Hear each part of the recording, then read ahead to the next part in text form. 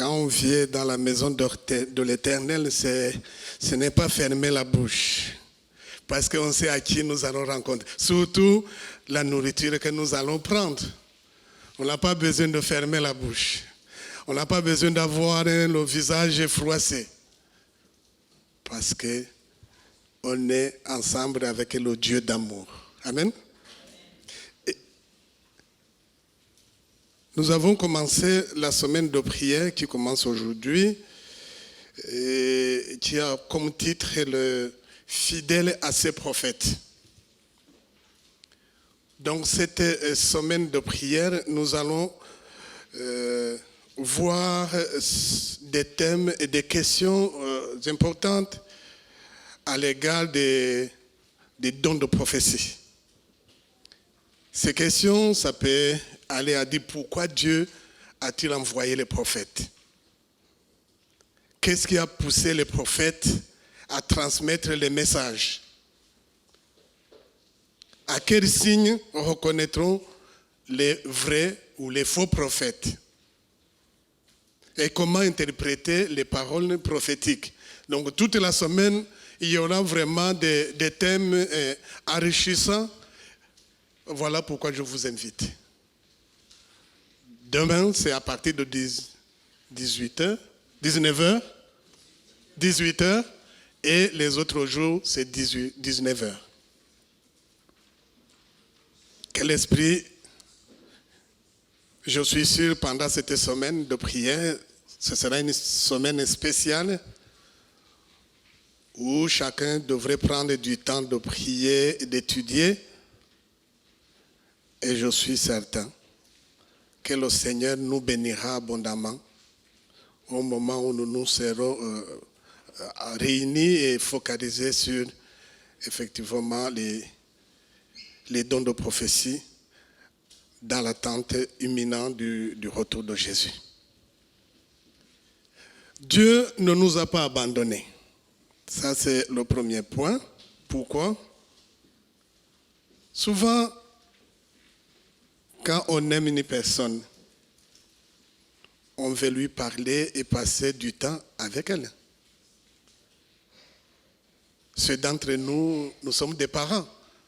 Nous voulons passer beaucoup de temps à rester avec nos enfants pour donner quelques expériences que nous avons peut-être eues, pour donner quelques mots de consolation et de confort au moment peut-être nos enfants sont en train de traverser des moments difficiles. Nous voulons toujours être à côté de nos enfants. À faute raison, Jésus a parlé de cela à Matthieu. Il a dit, vous donc les méchants, vous savez donner de la bonne chose à vos enfants. À combien raison, moi, avec les personnes à qui j'ai créé et j'ai donné mon image. Donc si nous, étant humains, nous aspirons à communiquer sans cesse avec nos chers, voilà pourquoi cette semaine, Dieu nous envoie encore dans une des communications qu'il utilise pour atteindre son peuple. L'histoire biblique nous montre que avant nos grands-parents, Adam et Ève, communiquaient avec Dieu face à face. La première communication, quand Dieu forma Adam et Ève, il les place dans le jardin d'Éden. Et après, le premier contact, c'est Adam et Ève et Dieu en face. Et Dieu les donna les bénédictions, et Dieu les donna les devoirs à faire, ainsi de suite. Et chaque soir, Dieu descendait pour enseigner, parce que c'était le maître de nos grands-parents. Et chaque matin, nos grands-parents devraient mettre en pratique dans l'application de ce que Dieu venait de les enseigner la veille. Ainsi de suite, ainsi de suite. Ils étaient contents parce qu'il y avait aussi les anges qui accompagnaient, bien sûr, la cohorte du ciel. malgré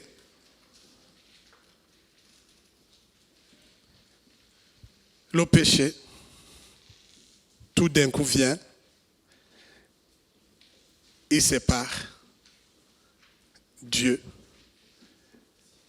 et Adam et Ève. Dieu ne pouvait pas encore se présenter face à face. Sinon, c'est pour anéantir nos grands-parents. Et ils trouvent d'autres voies et moyens. On pouvait citer plusieurs. Hein. Il y a à peu près 8 ou 9. Donc, au fur et à mesure de l'histoire du peuple, Dieu s'est présenté à partir de la nature.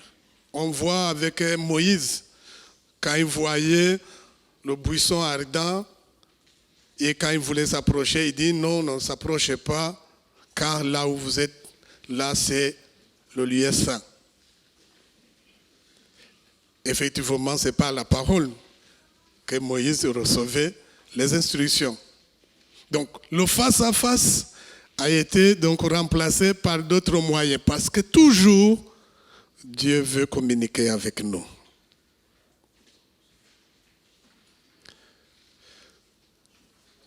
Ensuite, au fur et à mesure, il y a eu les colonnes de nuée, les colonnes de feu. On revoit dans Exode chapitre 13, verset 21, où donc quand le peuple de Dieu marchait, la journée, colonne de nuée, le soir, colonne de feu. Et il communiquait avec le peuple. Il y avait l'Urim, le Timum. Là, ce sont les pierres que les grands sacrificateurs portaient sur la tenue sacerdotale et où il y avait les noms de 12 noms du peuple de Dieu. Et à partir de cela, Dieu pouvait communiquer avec ces deux pierres. Et quand ça illuminait, c'est-à-dire que Dieu répondait favorablement au peuple et aux doléances que le grand sacrificateur a menées. Donc ça, c'était aussi le moyen que Dieu utilisait. Pourquoi? Parce qu'un Dieu d'amour, il ne peut pas nous abandonner. Il y a les songes, il y a les visions, et il y a les prophètes dont nous parlons. Et bientôt, il y aura, bien sûr, la dernière, les Saintes Écritures. Donc, pourquoi Dieu a-t-il envoyé des prophètes?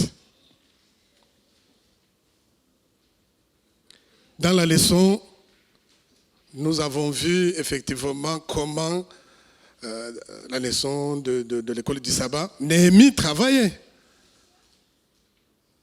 Il était gouverneur, mais il y avait toujours le prophète. Et là, qu'est-ce qu'il y a?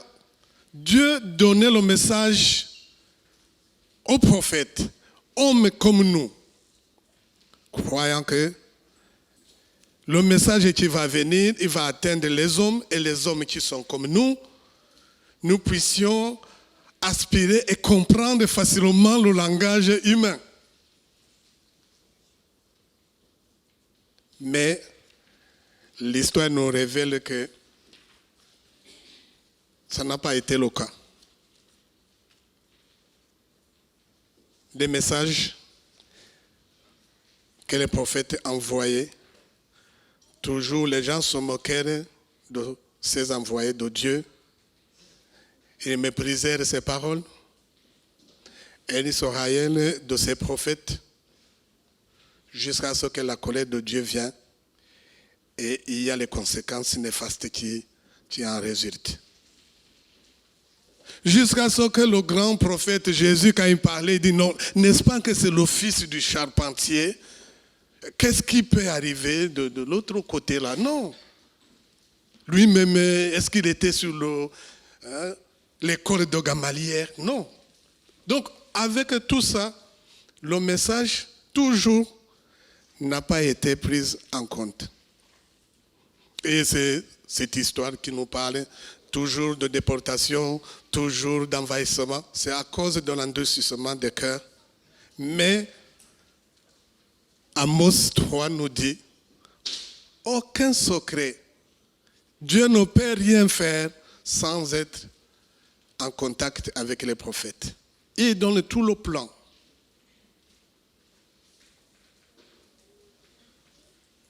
Il y a les prophètes qui ont donné le message comme oracle. Il y a les prophètes qui amenaient la repentance.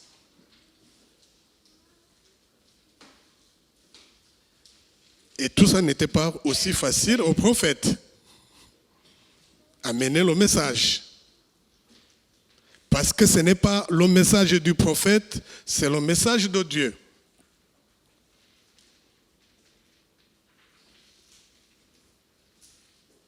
Et donc, le message passant par le prophète, quand il n'a pas été accepté,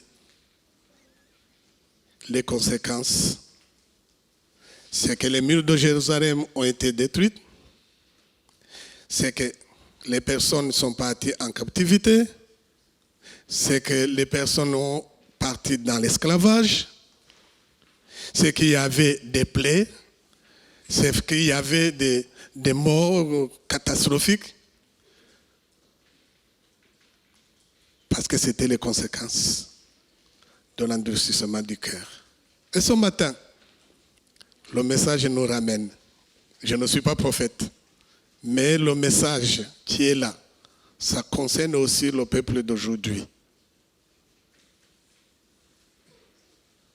Nous avons reçu les messages qui sont dans le don de prophétie donné par notre sœur Ellen White. Ces messages sont liés à la vie saine, ces messages sont liés à comment faire vivre en harmonie avec Dieu. Mais est-ce que ces paroles sont acceptées dans notre peuple d'aujourd'hui? Alors que le prophète, pour le connaître, c'est celui qui parle, qui ne peut pas aller en rencontre de la parole de Dieu. Et quand il parle, il engage Dieu. C'est-à-dire tout ce que lui va parler, ça va se réaliser parce que c'est la parole de Dieu qui sont dans la bouche du prophète. Et donc les prophètes indiquaient et préparaient la voie en vue du premier avènement du Christ. En tant que représentant du Seigneur, les prophètes montraient au peuple que Dieu estime suffisamment les êtres humains pour choisir parmi eux des hommes et des femmes pour le représenter. Il a encore, notre Dieu, a encore l'estime de nous. Même si le péché nous a éloignés. Heureusement que notre Seigneur est venu. Il a gommé l'abîme qui séparait le peuple et Dieu. Sur la croix, il a porté nos fardeaux. Il est notre intercesseur. Et c'est cette espérance. Parce qu'il nous a dit, je ne vous laisserai pas seul. Il y a le consolateur, l'Esprit Saint, l'Esprit de vérité, qui nous montrera le chemin, qui nous inculquera, qui nous éduquera, qui nous donnera la compréhension des messages prophétiques dans le but de nous préparer pour le dernier combat. Donc les prophètes constituaient un appel continuel de la proximité et de la disponibilité de l'instruction divine. Parce que quand on voyait le prophète, toujours il fallait aller le consulter. Le consulter pourquoi? Parce que lui parlait avec Dieu. La présence des prophètes mettait donc l'attitude des croyants à l'épreuve. On a vu dans la parole de Dieu où le roi, quand il voulait faire la guerre de l'autre côté, il fallait donc demander le consensus du prophète. Souvent, la réponse du prophète n'était pas en accord ou en harmonie avec ce que le roi attendait. Et on a vu les prophètes incarcérés, on a vu les prophètes battus, on a pris les prophètes mis à mort parce qu'ils portaient la parole de vérité. Et donc les prophètes contribuaient à transmettre le plan du salut, car Dieu utilise bien sûr dans le plan du salut l'humain et le divin.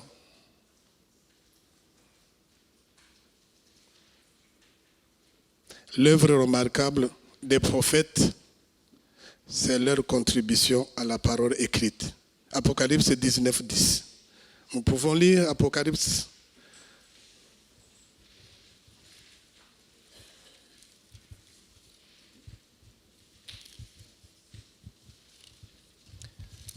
Apocalypse chapitre 19, verset 10.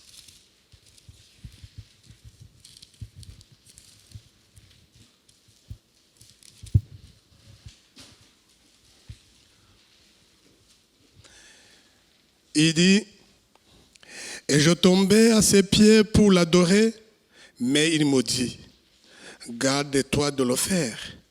Je suis ton compagnon de service et celui de tes frères qui ont le témoignage de Jésus.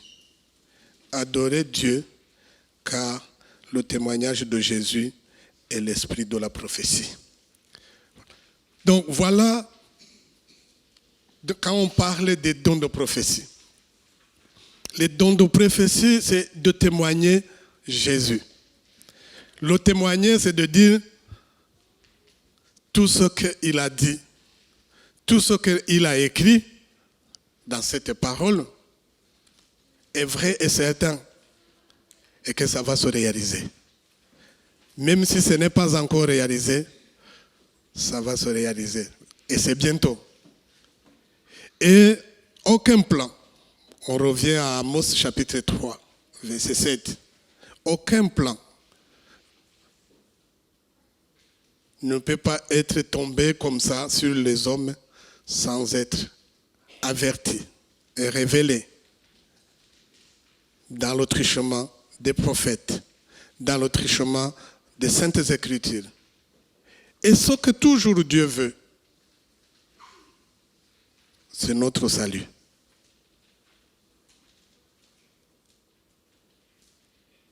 Les adventistes croient que Dieu, dans sa sagesse et sa compassion, a suscité un prophète pour ces derniers jours.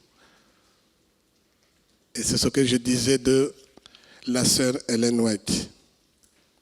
Parmi les critères d'évaluation d'un vrai prophète, nous ne mentionnerons ici que le suivant, fort important.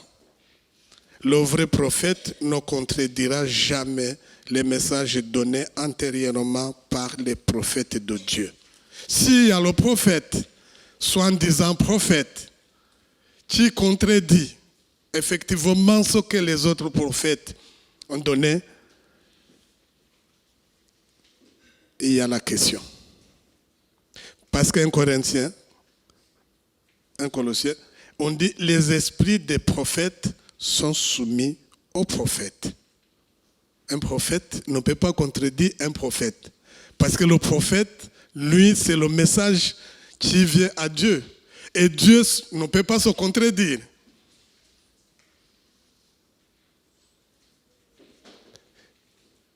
Et en Ésaïe, chapitre 8, verset 20, il nous dit, si on ne parlait pas ainsi, il n'y aura point de rôle pour le peuple. Donc si le prophète, soi-disant prophète, parle à rencontre de ce qui est écrit ici, parce que ici c'est le recueil des messages que le prophète a donnés, il faut chercher à voir comment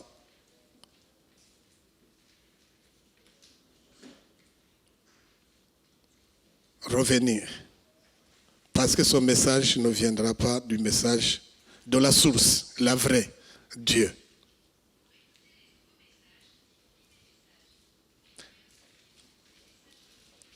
Pendant cette semaine de prière,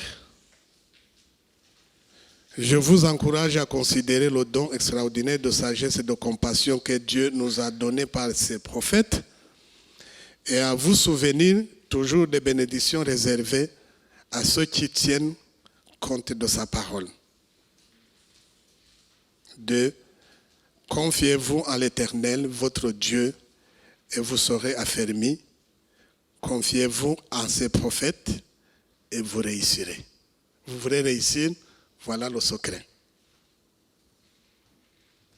Comme c'est la semaine de prière, nous avons 3 sujets de prière auxquels nous allons élever avant de terminer. L'Esprit va diriger le peuple. Celui qui sera un peu poussé par l'Esprit va prier. Nous avons le premier sujet, c'est de prier pour que l'Esprit Saint vous dispose à entendre ce que Dieu vous dira par ses prophètes. C'est-à-dire, durant toute la semaine, toutes les leçons que nous allons étudier, que Dieu vous donne l'opportunité de comprendre le message. Priez pour le projet de construction. Ça me met beaucoup à cœur. Souvent, je me pose la question, la fois passée, on nous a dit, est-ce que c'est le moment? Est-ce que c'est... Toutes ces questions, normalement, ne devraient pas être. Dieu est au contrôle. Il sait pourquoi. L'histoire du peuple de Dieu nous montre que là où le temple et la ville a pris plus de 100 ans pour faire, Néhémie l'a fait à 52 jours. Donc nous, pourquoi pas ne pas croire à cela? Que Dieu nous donne les yeux pour ouvrir. Peut-être l'emplacement est à côté de nous. Si Dieu nous a donné ce privilège d'être à ligne, il pourvoira aussi la bonne façon, la bonne manière. Il nous donnera la réponse. J'en suis sûr. Et la troisième,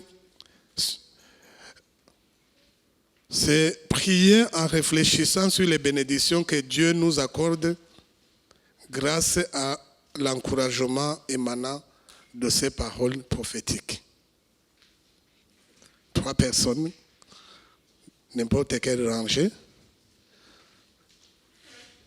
je suis sûr et certain que le Seigneur nous bénira abondamment. C'est le moment.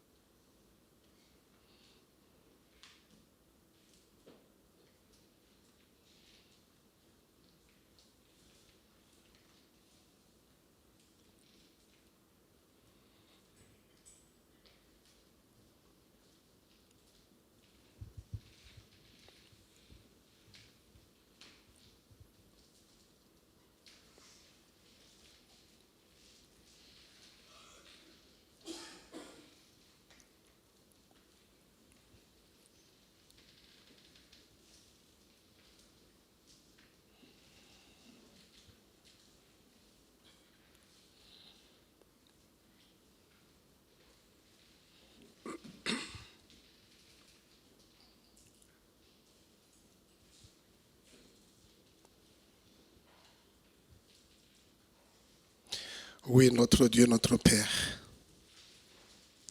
nous te sommes reconnaissants parce que c'est toi qui sondes nos cœurs. Voilà, tu as choisi que ce moment, nous allons élever nos prières, les prières silencieuses.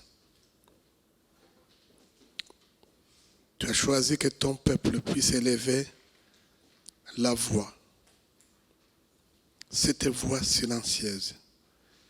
Comme toi, tu écoutes tout, tu connais tout. Nous t'avons présenté les sujets de prière. Et ces sujets de prière, avec le peuple, nous te les mettrons entre tes mains. Afin que, Seigneur, sur ton trône de grâce, tu les accueilles et qu'ils deviennent le bon parfum. Et que, Seigneur, au moment où nous commençons cette semaine de prière, nous réclamons au notre Dieu la force qui vient de toi. Nous réclamons l'énergie qui vient de toi. Nous réclamons la sagesse qui vient de toi. Nous réclamons la puissance qui vient de toi. Et surtout l'esprit de discernement. Afin que, Seigneur, au moment où nous nous engageons avec le premier défi de prier pour l'autrui, que tu nous aides à choisir, selon ton beau plaisir, les personnes qui sont dans les difficultés, dans le besoin. Et que, Seigneur, nous demandons aussi à ton peuple de prier entre eux pour que le message puisse aller sans embûche, sans difficulté. Et que, Seigneur, la semaine prochaine, quand nous allons prendre le deuxième défi,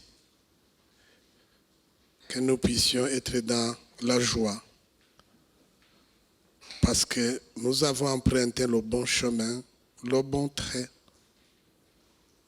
et surtout que nous avons savouré sur les bénédictions qui accompagnent le message que nous avons reçu. Gloire à Dieu,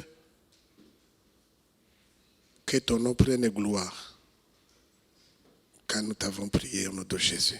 Amen.